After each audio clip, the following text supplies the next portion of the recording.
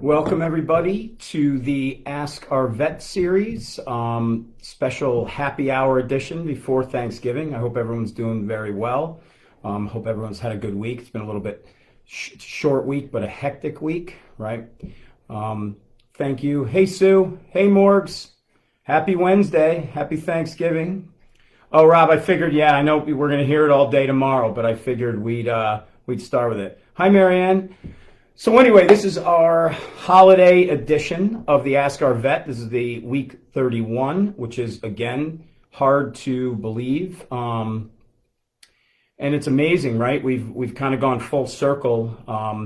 If we're talking about COVID, we've gone full circle, right? We had the initial, the beginning of the pandemic when we started this, and we were talking about all the cases that were coming up, and then we saw, with the different phases, us, get a pretty good handle on it, and now we're having it emerge again. So it's, I'm having a little deja vu as we talk about it, but, we'll get through it. We've got to be, hyper vigilant again and continue to be with mask wearing and social distancing. And I know that's particularly hard right now as we go into Thanksgiving tomorrow, and the possibility, as in myself, this will be the first Thanksgiving that I have not spent with my extended family, right? My parents and my sisters and my in-laws since I think veterinary school, honestly. So I certainly, it's something that is, weighs heavy on my heart, but I know it's the right thing to do. So I thought we'd get together, talk animals. I have, after a COVID update, I'm going to do my Earth Animals of the Week. We've got some animals in studio today. So I thought that would be kind of cool, a little change of pace. We'll get back to that. So anyway, let's see who's checking in. Thanks, Rob. Yeah. Hi, Marianne. Hi, Candace. All right, good fish. I'm glad you made it. Hey, Dee, happy Thanksgiving. So I hope everyone's just sitting at home and having a cocktail. I've got a glass of wine here, just kind of unwinding from a very busy day and a very busy week. Let's see, Kathleen checking in. Hi, Karen. Karen, I have to watch that video you sent me. I have not had a chance to, but I'm looking very forward to it. Thank you for sending it to me. Kathleen, thank you, Tasha Marie, for turning me on to this brand. I love it, and so does my rescue. Well, thank you for tuning in, Kathleen. We appreciate it. Happy Thanksgiving, Kim. All right, just a quick, we're not going to dwell too much on this, but just a quick update on COVID. Obviously, it's really exploded throughout the country and again back through the world. So, where 4 weeks ago we were talking about 200,000 new cases in the country in a week, we're well over 1 million now in the past 7 days. So it's getting worse before it gets better, right? What we're looking for is help on the way. We've got some promising vaccine data already, even though these things, are coming sooner than we might have expected. So really a lot of good news on the front of the vaccines and the way they're fighting this disease. They know a lot more about it. They're more effective fighting it. So, but again, we have to continue to stress the social distancing and wearing masks, right? Because that does work. So that's all we'll talk about that today. Let's get to some better stuff, some more fun stuff. All right. Let's see who else is checking in. Oh, George. So yeah, Marianne, that's great. Georgia loves the food. And you use it as a topper on the food, right? That's one of the beauties of the wisdom is you can feed it as a primary food. You can use it as a trail mix when you're hiking. You can use it as a topper. It's really palatable. So if you have some picky eaters, it's great as obviously as a standalone food. But if you have some picky eaters, it's great too to sprinkle it on their food because it will entice them to eat. Happy Thanksgiving Eve, Nicole. Thanks. We'll wave back to Lorelei, Catherine. Thank you. Thanks for watching. I appreciate it. Happy Thanksgiving. Okay, so let's get down to the Earth Animals of the Week. So I do have to mention this because I was very excited about it. I've got some in studio guests today. I think some pretty cool Earth Animals. But I do want to mention that I did see an eagle last week. and I have not seen many in this area. Some people have seen more than me, but I haven't seen that many. But I saw an eagle, I think it was last weekend by the reservoir, flying probably 40 feet above my car, which was really cool I thought really cool to see. So I was thinking about talking about that, but I thought, you know what, holiday edition of our Ask Our Vet. So let's bring in some live animals. So I asked my technician Kristen, who has a variety of animals, to help me out, and we talked about which ones to bring in. So we're going along the line of insect eaters, okay, tonight. So we've got 3. Oh yeah, we definitely have some four-legged guests. All right. Okay, we'll do the first one, right? First one. Thank you. Come on, baby. Come on. So, first one, insect eater, right? Four-toed hedgehog. Can everyone see that? I know. Look at your little face, right? So their range is various places throughout Africa, right? Go show your face. Oh boy, look at that face. So cute. This is Halsey, by the way. Really, really, really nice. Easy to handle. See these spines on here? Obviously, they are a form of hair. They are very sharp, okay? These guys actually will roll in a ball to protect themselves. And you can imagine once they roll into a ball, they are pretty hard to get to, right? Because these things, when they're up, are really, really sharp, all right? So a couple cool things about them. They do have live babies, right? And the babies, you can imagine, obviously, they are born with some spines, but they're born with a membrane over them to protect the moms, okay? So, and they're insect eaters, right? And they are nocturnal. One of the things, all 3 of the animals we're going to have today are nocturnal, all right? So run around in kind of desert areas, eating insects at night, and can use these spines very effectively when they want to. Halsey is really nice. So squirmy, right? Squirmy but nice. Squirmy but nice. All right. All right. Let's go to the next one.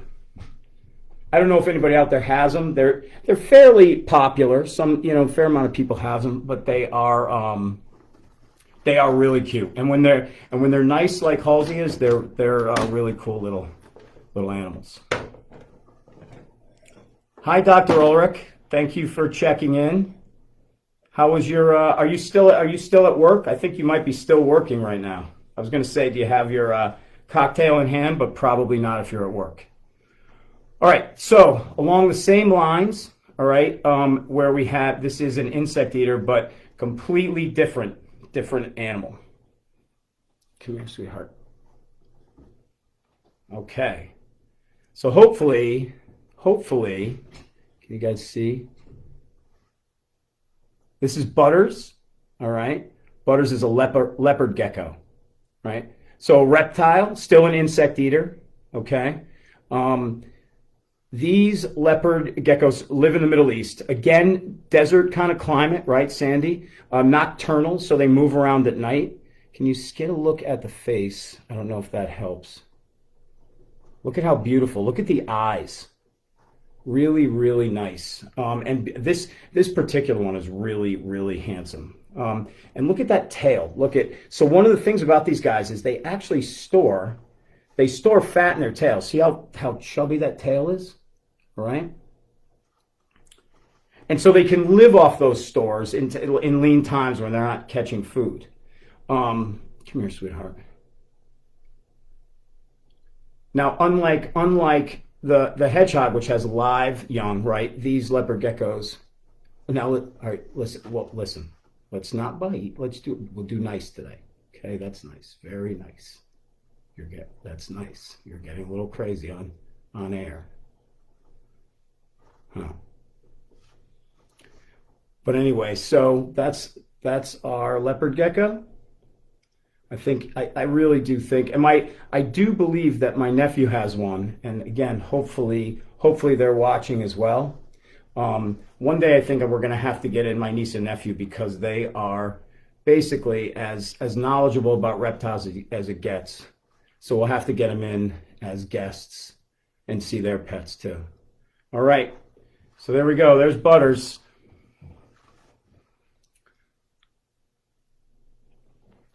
All right, last but not least, the biggest one of the group. Yeah, Morgs, how cute is Butters? Super nice. Little bite, little bit of a bite we were looking at, I noticed, but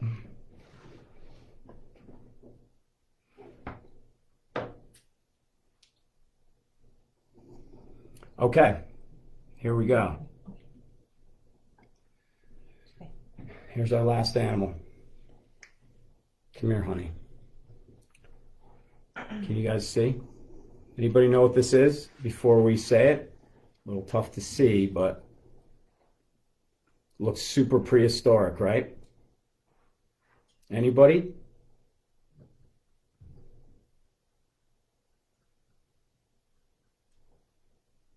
There's the nose. You can see the face a little bit, right? All right, so no one. There you go, Morgan. Good job, Morgs. So this is Honey. Honey is a 3-banded armadillo. So Candace, interesting you say anteater, and because they are very similar in the sense that they are insect eaters, they have very long tongues, so they're able to get into small areas and use their sticky tongue to bring out insects. Their range is they live down in South America, mostly Brazil. Okay. Hey, Angelo. Thanks for checking in from Jersey. So anyway, so they're from South America down in that area. I think, so there's several different species of armadillos. This is a 3-banded, okay? And obviously you can see why. Okay. But the interesting thing about them, about these guys, is these guys are the only species of armadillo that can roll themselves in a ball. All right. All right, Kirsten. Yeah, I'll talk about that in just a second. And maybe, I don't know, again, if my niece and nephew are there, but they do have geckos. Maybe they can weigh in on how caring for them is. Kristen, how hard is it to care for a gecko? Not hard? So you always, with anything, when you get an animal, you want to do research on it, right? And you want to get everything right. Bedding's important, food is important, where the substrate, everything what you keep them in is very important. Okay, so you always do your research and talk to people that know about them. But so getting back to Honey. So if you look, I mean, just because she's nervous. If you can see, I mean, she literally can roll herself, and she's not fully enclosed either. She can roll herself completely in a ball. And this armor, okay, I mean, these guys are mammals, by the way. A lot of people don't think of them as mammals. They are. This is just hardened skin. This is keratinized skin, okay? So but it's really, really hard. And if you can imagine, she literally, if you put your finger in there, she could break your finger, really. And you couldn't, I physically couldn't unball her. So it's a really good defense mechanism. And we've had her at the clinic where you take her out and she unballs and walks around. She has had 2 babies, 3 babies. And if you ever saw it, hopefully at some point she has another baby, because we'll bring her on, because if you ever saw, one of the cutest things is this little pink armadillo is literally one of the cutest things on the planet. So again, keeping with the theme, insect eater, and they have a long, for the animal kingdom, they have a pretty long gestation. It's 2 full months, okay? And they literally, and they give birth to live young, and they give birth to this little tiny pink armadillo. It's like running around. It's really, really, it's really, really cool. Super cool. So I think of all the animals that Kristen has, and she has some really cool ones, I think that Honey's one of the coolest. I really do. And I wish you could see her face, but it's kind of impossible. But you can really see how she fits together, right? And you can see her little nose, which is cute.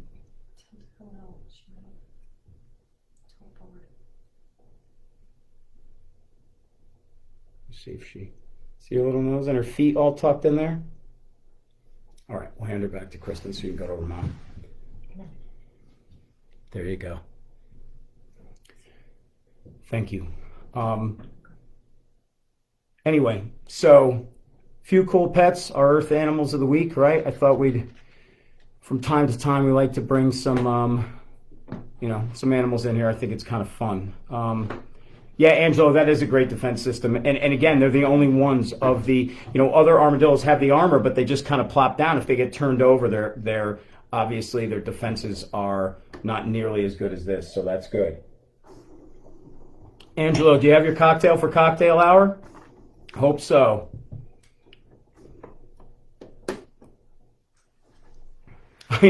Yeah, Catherine, I think we all at this point wish we could just roll on a ball sometimes and just wake up in 221. I get you. I think a lot of us feel like that. But, one of the things that I was talking to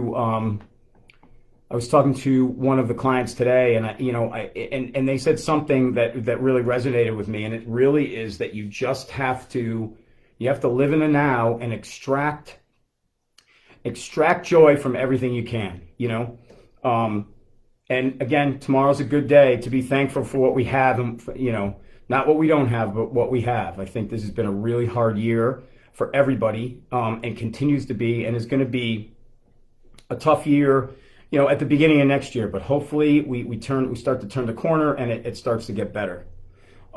So Stephanie, I guess that the answer to your question is very carefully. So Stephanie, Dr. Ulrich asked me, Kristen, how they breed. I think probably for the sake that there are children watching, we could, but suffice it to say, Stephanie, that I've done some work on the male as well. And they're equipped for what they need to do. Anyway, let's see. Yeah, Sue, I know.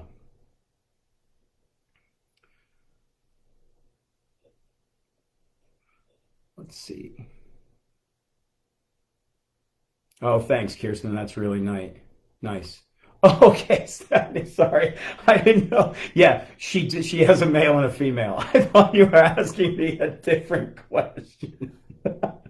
All right, well, it is the happy hour edition anyway. So, yeah, she has a breeding pair, Stephanie. So, all right, good. It's a good question. Sorry, I misunderstood it. Anyway, all right. So let's talk about we have a question. Let's go back to the question first, and then we'll start talking about the emerging issues of the day.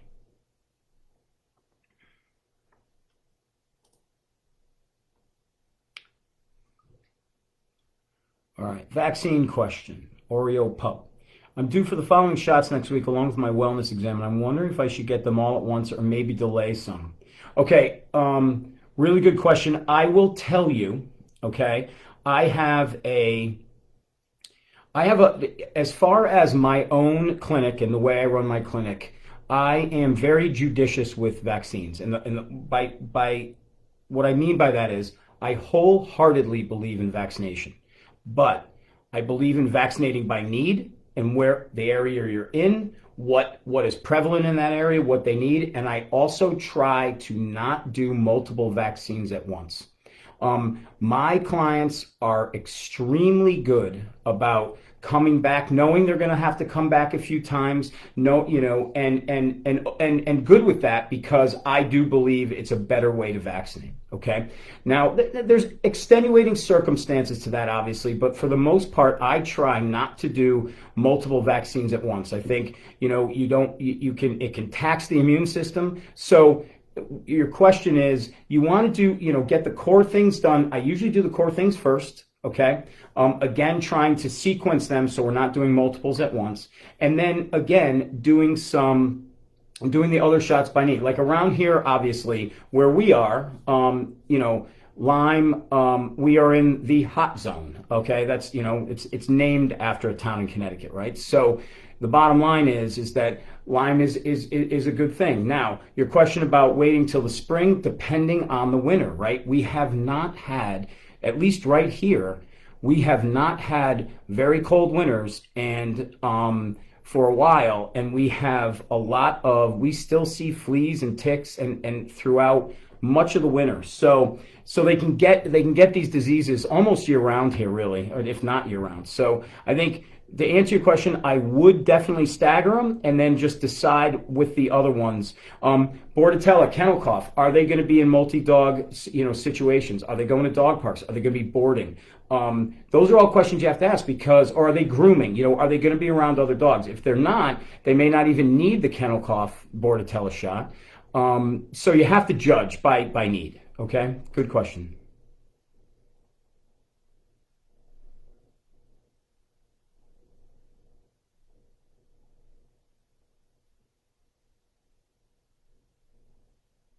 All right, good fish. You have your glass of wine. That's good. Yes, I know. Yeah, Stephanie, Dr. Ulrich, who I hope is going to be on one of our future shows. We're talking about doing potentially in December a veterinarian roundtable that I'm talking to some people about. And hopefully Stephanie will join us for that. She splits her vaccines as well. Gilda, Caserta. What is the difference between kennel cough and Bordetella vaccines? Same vaccine. Bordetella bronchoseptica is one of the causes of kennel cough, the most prevalent cause. So that is what the vaccine is made of. So good question. And there's different ones. There are intranasal vaccines, there are injectables, and now there are oral vaccines as well. All right. So you're welcome, Oreo Pup. Okay, I thought what we do is just talk just quickly about a few things that are a little bit different than what I was seeing when, so at the beginning when we started doing this show, we started right when kind of in March when the shutdowns and the social distancing and the pandemic was really starting to kick in globally, and especially in the US. It had already started in Europe and was over here. We initially, when I was getting animals in for their annuals and things in March and April and May, one of the things that I actually noted to a lot of people was that a lot of the animals that were actually dropping some weight, some animals that needed to, and some because people were out and about, they were walking. We were, there wasn't very many places to go. So we were, so that people were spending a lot of time in the outdoors and walking their animals. So I was seeing, a actual benefit to that in the animals. And what I wanted to mention now is we're starting, what I'm noticing is a pattern the other way. So now, even some of those animals that had dropped some weight, initially have gained some back, and some of the animals have gained weight, because I think that there's not as much of that going on. I think people have been home for a long time. I think, some of that luster of doing that stuff has worn off a bit. And I think people are, obviously frustrated with the times. I get it. I also think that what's happening is multiple people in the family are home, so it may be that they're, maybe treats, right? Dogs and cats are getting, treats from multiple people in the house at different times, and they just don't know it, right? So I thought we'd talk a little bit about that first, and just a couple of tips. I think one is we want to avoid giving, one of the things about being home for people is the snacking, right? And I think that spills over to the animals. Not necessarily giving the people food, but just saying, okay, well, I'm having some popcorn, I'll give the dog, or the cat some treats. So I think you have to always try to think about that, and you want to avoid so many treats. Because remember, if it's the whole thing with us, like snacking between meals, it's the same thing with them. So you have to be careful, okay? The other thing I wanted to just reiterate, and this goes for me too, I could definitely get back doing this more because we've slowed down on this, is getting back and continuing those walks, right? again, like we talked about from the beginning, right?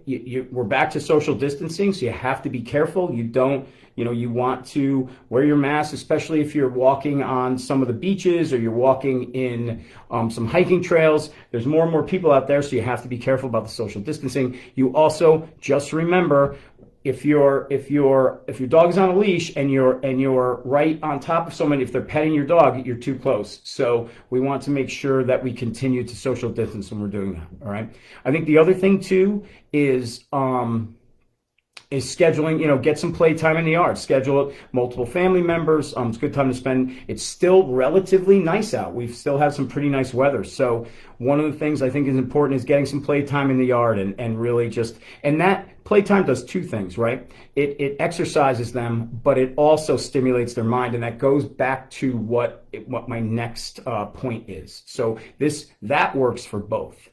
And it never hurts to just have the old over dinner, the quick family meeting, just to make sure everyone in the house is on the same page about what the plan is for the animals, about snacking and feeding and everything else. Okay. So I think that's one thing that I'm seeing that we can kind of nip it in the bud before it gets out of hand a little bit. All right. Let's take some questions and we'll go to my next point. So Marianne, no, we don't know. The wisdom right now is just for dogs, but I'm sure in the future that will change. So we'll revisit that. Okay. All right. Okay, Kirsten, I forgot to ask you, do antibiotics such as doxycycline decrease the effectiveness of other medications?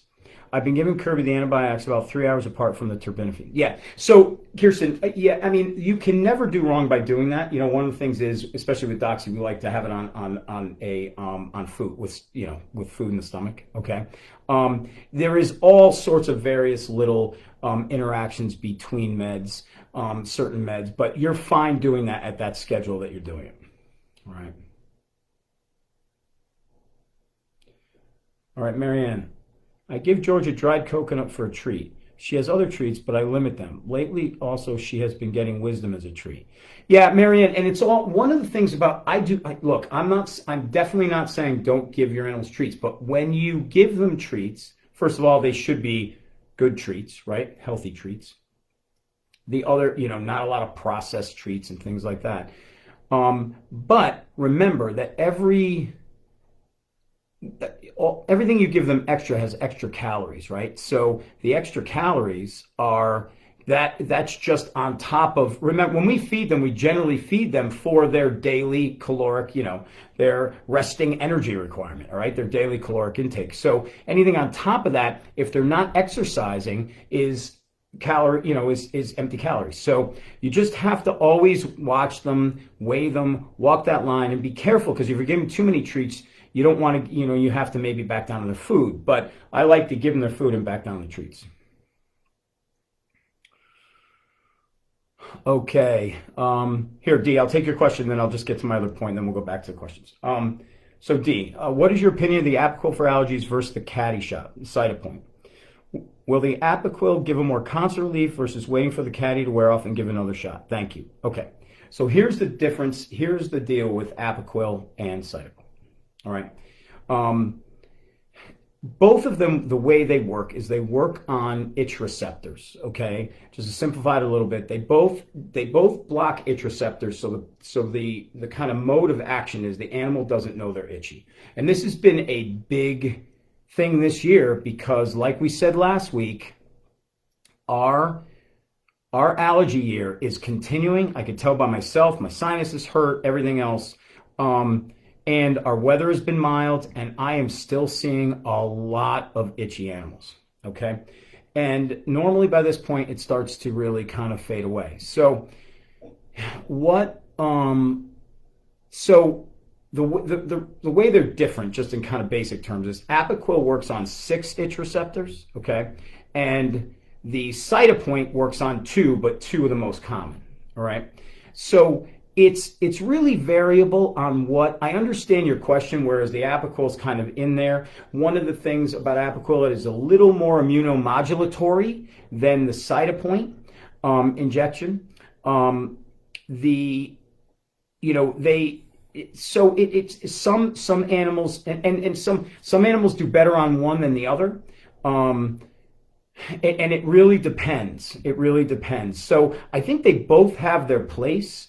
I know with my poodle who had really Monty, who had we talked about him last week, but who had very bad atopic dermatitis. Right, he chewed his feet. He had many inhalant allergies and chewed his feet for a good portion of the year. I used the Cytopoint with him, and he did very well on it. It lasted him about a month. Some animals it lasts longer, some animals it lasts shorter, but he did extremely well on it. There are other animals that don't do as well on the Cytopoint. It doesn't last them that long, and they may need something else. They may need the Apoquel or something else. So, but a very good question for sure. All right. Here's another thing that I wanted to talk about, what kind of emerging stuff. We touched on this subject at the beginning of the whole pandemic because it was one of the things that I was most concerned about. And so whenever I talk about animals and we talk about training puppies and we talk about our dogs in the houses, they thrive on a schedule. Okay.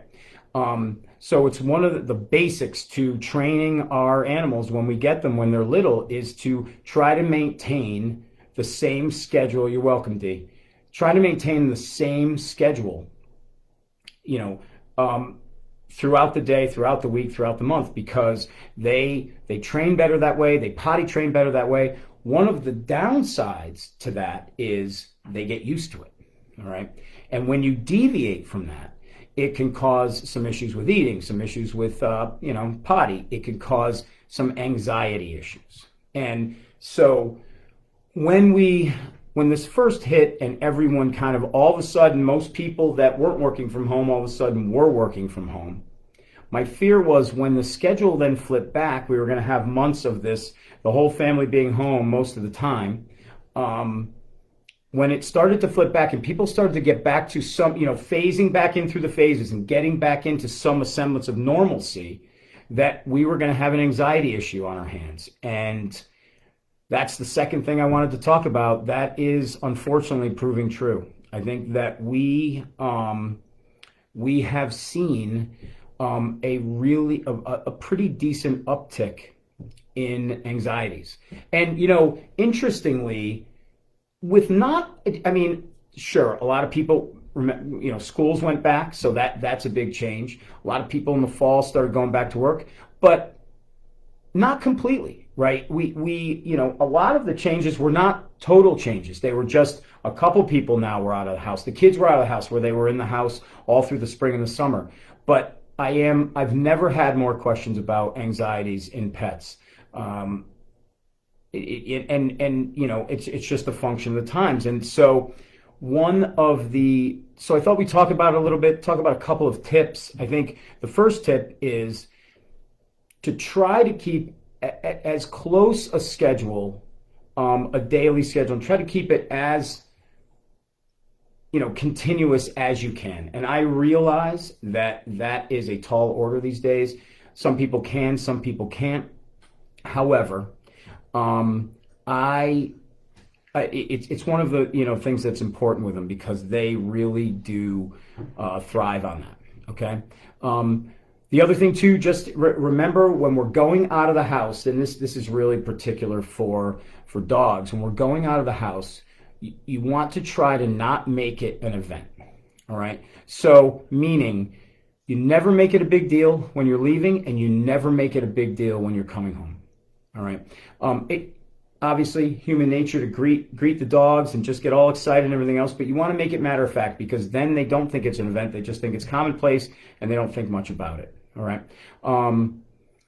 We also want to leave on some background noise is good. Okay. Music or television. As I was saying with my dogs, I think we made, a few months ago, I think our dogs are particular to Ed Sheeran radio on Pandora.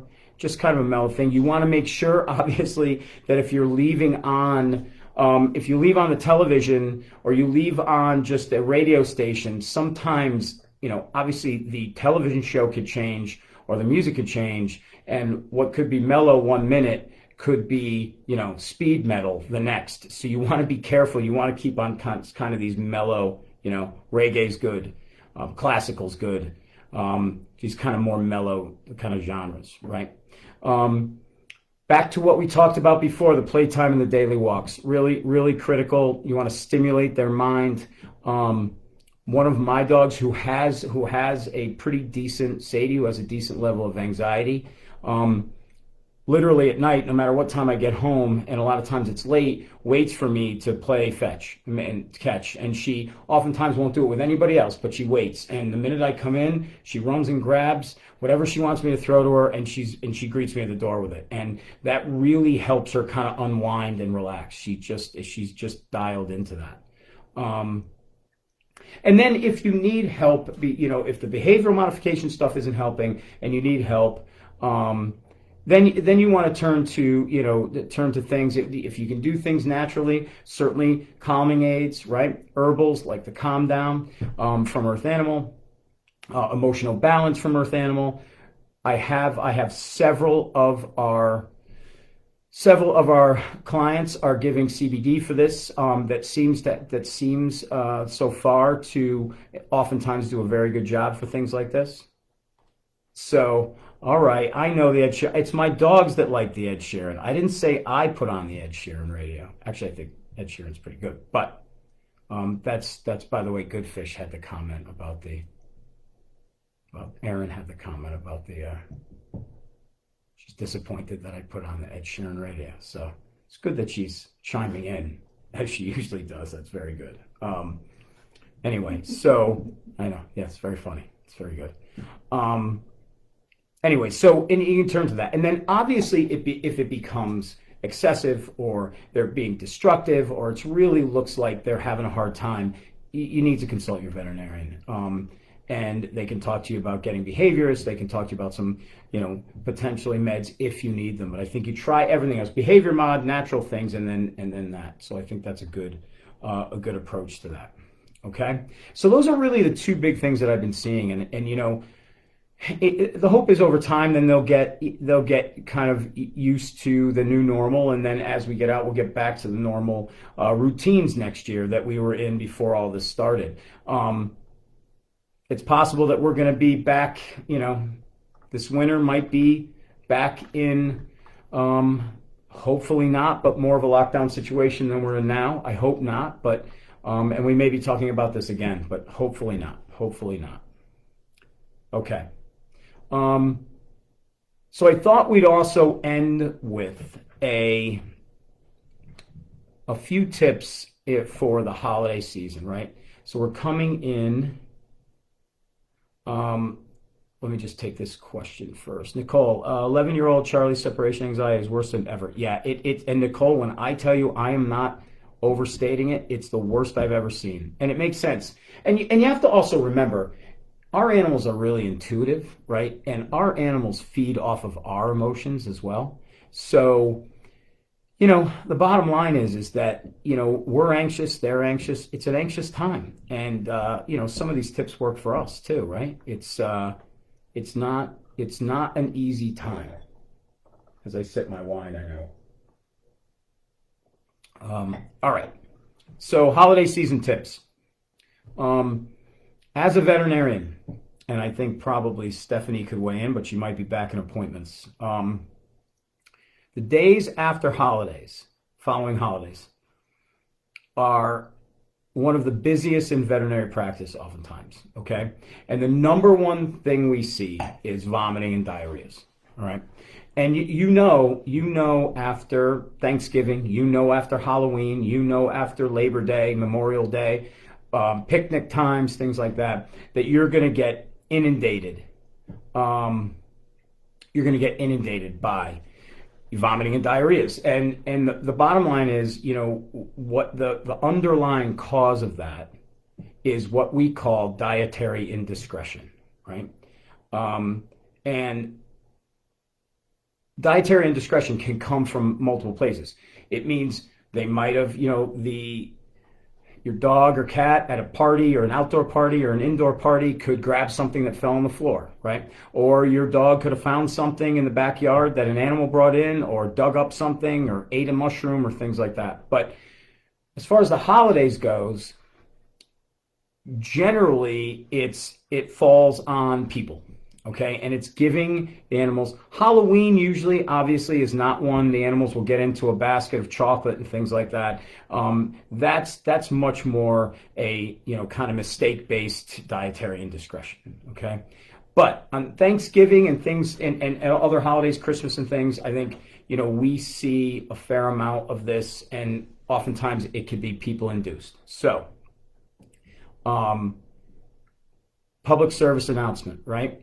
You need to avoid giving people food to your animals. Scraps, things from the table. A lot of people think, okay, it's turkey, it's bland, all right? But what they don't realize is there's a lot of things, sauces, spices, things that are on it. And a lot of times those contain things that are toxic, right? Like onions. How much, how many things on Thanksgiving have onion components to them? A lot. Okay, and onions are toxic to dogs, so you have to be really careful. By rule, you should not be giving them any people food off the table. At the best, it can cause them some mild gastritis, inflammation in their stomach, maybe vomit, maybe some just short-term loose stool.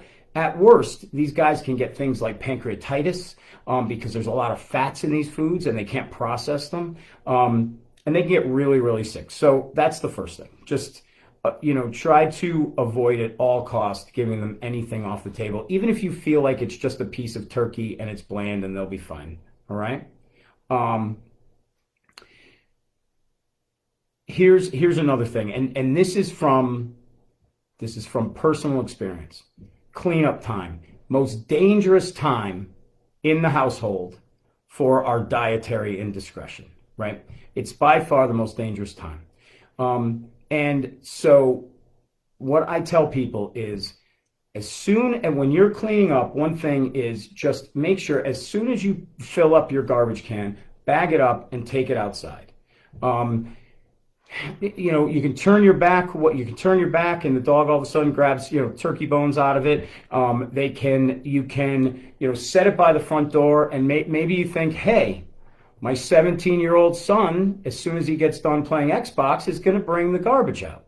Makes sense, might not happen. So you have to, not that happens at our house ever, but I'm just kind of, throwing it out there. So it's really important that you get that garbage bagged and out of the house. It'll save you a lot of headache and a lot of hassle, all right? The other thing is, if you have dogs that can get up on the edges of the counters, nothing on the edges, right? Be very careful.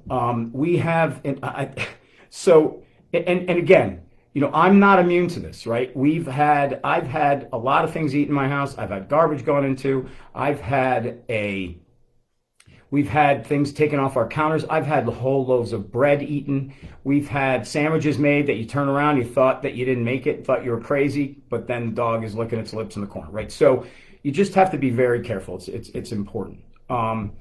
Here, we'll take some questions. We're stacking up here. Sorry. Oh, thanks, Stace. Stace, thanks for tuning in. Yeah, no hides are great, and they are great to keep them occupied, right? And just, that's that whole no hide nirvana. They're happy when they're chewing on them. Just remember all the time, we don't want to while we can use them as pacifiers, we want to be there when they're chewing them. It's important. We don't want them taking off any big pieces of any sort of chew. We want to be there for them and watch them when they're chewing. So, but thank you. Yeah, they're good.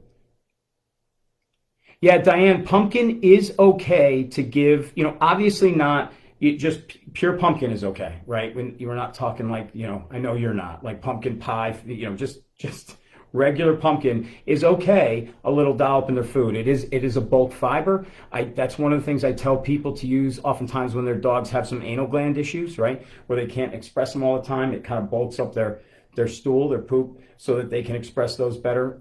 So yeah, that's not a problem at all. Stephanie, that's good. So you're checking back in. So yeah, and that's what we're saying, Stephanie. Nothing from even if you think it's just some little piece. How many times, Stephanie, if you're back, how many times have you seen just a small little thing, that someone gives turn into this big production of vomiting and diarrhea just because they're sensitive to something in it? We spice our foods and a lot, and they just can't handle that. All right. No, Sue, I really try not to give any. I try not to give any of it. I really do. I know people do. I just try not to. I think also we're a little jaded as veterinarians because we've seen every single, over the course of 25 years, I've seen things eaten that animals eat that I can't believe they even were able to swallow. I've seen, I've seen a lot of stuff. So we're a little bit, we're probably, we tend to be very protective, right? Hey, Barry, thanks for tuning in. I hope you guys are good. Yeah. Well, Candace, when you have both those breeds together, you have two breeds.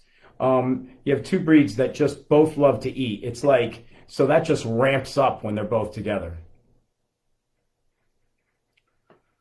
Yeah, and again, Angela, we have a dog that can get anywhere on our counter. So interestingly, we have our Thanksgiving recipes that for this year are really important because it's just going to be, our family's going to be separate, so it'll just be Don and I and Morgan and Will, and so we have to get out all the old recipes, and we've all been pitching in over the years. So we got all the handwritten recipes out for the various things, and they were on the counter, and when I came in yesterday morning, the day before, one was completely shredded on the floor, and it was shredded so small I don't even know what recipe it is. So we're gonna find out when we go through them, but it's probably we're gonna be making one recipe up on the fly, thanks to Sadie. Hey, Dawn, thanks for tuning in. You have a question. What do you do if your dog is sick, but you don't know what they ate? I have this issue right now and not sure what to do. It is one thing if you know it's food from the table, but what if it's not? So, Dawn, what I would say to you is, if the dog is sick, here's a question. First of all, did you see them eat something? But you don't know what it was, or is the dog just sick and you think they ate something? I'll just wait for your reply because there's a difference. Candace, Dr. K, what do you recommend for dental care for Bronson, who has not had a dental cleanup since 12? I don't want to irritate his teeth or make any become loose if they are weak due to his age. Candace, the first thing to do is, like we talked about yesterday, is I have to take a look, because it depends on, I'm going to look, feel them, see if they're loose, that sort of thing, see how much tartar, see what teeth have tartar. So difficult to answer until I look, but once I look, I can give you we can make a plan for sure, okay? Because there's various things. Yeah, so Dawn, I would always caution about, so she's just been sick for 24 hours, right? So I would caution that you have to be careful if they're sick just thinking they ate something, all right? I think it's important that they can be sick from something else. And this is actually a very good point. Just because an animal has gastrointestinal signs, okay, does not mean that it's primarily gastrointestinal. In other words, there are other things that can go on in the body that can cause them to vomit or cause them to have diarrhea. Now, oftentimes it is. Oftentimes, listen, probably the number one thing that causes vomiting and diarrhea is the dietary indiscretion that we talked about, but you can't assume that is. And certainly, if that continues, she's gonna have to be seen, because then that becomes a veterinarian's job. That becomes a veterinarian's job to kind of figure it out. And believe me, not always the easiest job, right? We're kind of, we have to be detectives in that case. So it's sometimes a little bit more difficult than it seems oftentimes. All right. So anyway, that's the tip. I think you just have to be really, really careful with that. Okay. Okay. So if some more questions roll in, that's the end of our kind of, that's the end of me getting on my soapbox, I guess. Wow, time's flying by, huh? Just quickly. So we usually do a gift certificate. At the end, we ask a question for one of the things, and the first person to chime in wins a gift certificate. We're going to do something a little bit different today, all right? So one of our editions of the No Hides is called the Feast. It's a turkey and cranberry and pumpkin edition. Hugely palatable, hugely successful. So I'm going to ask a question, and the first 3 people with the correct answer that chime in is going to get sent to them a little pack of the seasonal Feast No Hides. Okay, we're going to go back to our animals because I have to. I think that's always a good question. All right, and we talked a lot about the armadillo, right? So here's my question. I'm not going to ask the name, but I will ask you, the 3-banded armadillo, where do they live? What's their range? Kristen can't answer. You're out on the...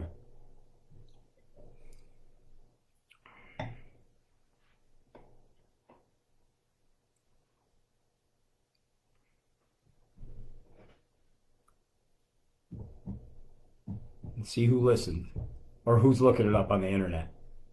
Either way. First 3 people. Nope. Good try, good fish. Nope. See, I don't know if you missed that because you're driving home from the office. I know you'll say I didn't lay out early enough to win the no hides, but 3-banded armadillo, where do they live?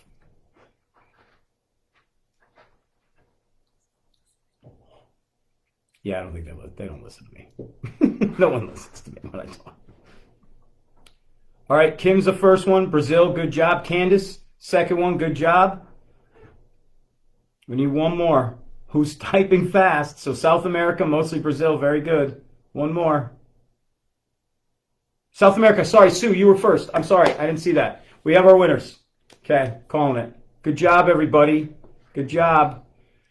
So Sue, Kim, and Candace. Good work. so Goodfish says, sorry, my boss had trouble tying up loose ends, had to race home from this, might have missed it. All right. Gee, I wonder who that is, tying up loose ends. Remember, I had to get here to do this. So congratulations, guys. I think your guys will definitely enjoy those. All right. All right. So I think we'll wrap it up and let you guys go and get prepared. I will say that I wanted to end today not to be sappy, but I thought it's appropriate to things that I'm thankful for. I think one of the things we always do as a family is we kind of go around the table at Thanksgiving and just say things we're thankful for. And so I thought I'd do it here tonight because, I don't know, I want to be sappy, I guess. So anyway, obviously, first and foremost, my amazing family, being happy and healthy, that is first and foremost. And certainly, I hope everybody's family out there is happy and healthy through this whole thing and through certainly through Thanksgiving. I hope everyone has a wonderful day tomorrow. My second, my staff at Ash Creek and their never wavering devotion to the well-being and care of animals. So I'm not going to get too sappy, but they've been amazing during this entire pandemic and working countless hours and with smiles on their faces for the most part. And they have, even in times things have been pretty stressful and we've been very busy and we're going in and out, and sometimes it's pouring rain on their head, and they have been just a joy, and I am super lucky to have them. And the fact that they have also, just knock on wood, stayed healthy with everything that we've put into place. That's good. And also all my coworkers at Earth Animal, from Dr. Bob Goldstein and Susan, and all the way through the entire organization, and their commitment to all God's creatures, both two and four-legged, and the overall health of this planet. They inspire me every day to do what we can for everyone, for all Earth animals, right? And to everyone listening tonight, happy Thanksgiving, guys. I appreciate you guys being with me tonight. I think there's a lot of people signing off here. Oh, thanks for tuning in, Beth. You're welcome, Kim, and you're welcome, Sue. I'm glad you enjoyed the show. Guys, happy Thanksgiving, all right? We'll go out with a little music.